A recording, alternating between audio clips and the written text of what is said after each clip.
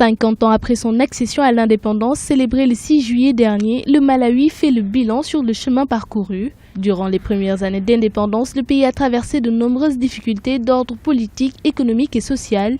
En effet, de 1964 à 1994, le Malawi était dirigé d'une main de fer par le président Hastings Banda, qui, malgré son régime autoritaire, avait mené des politiques viables pour maintenir l'activité économique.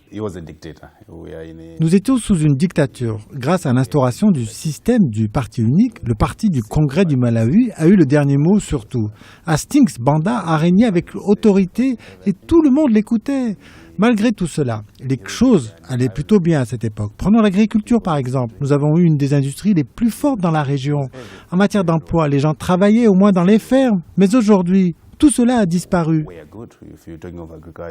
En 1994, les Malawites votent en faveur d'un régime démocratique pluraliste. Une nouvelle ère s'ouvre pour le pays. Aujourd'hui, le Malawi connaît de profonds changements politiques et une évolution des droits humains. Entre 1964 et 1994, nous n'avions par exemple qu'une seule station radio. Mais en 1994, il y a eu beaucoup de changements. De nouvelles stations ont vu le jour. Cela a vraiment amélioré la vie des gens parce qu'ils avaient l'accès à l'information.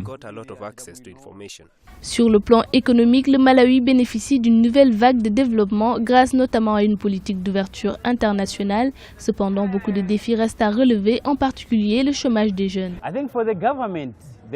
Je pense que le gouvernement devrait octroyer des prêts aux jeunes pour soutenir leurs activités ou alors ouvrir des écoles de formation pour assurer leur éducation.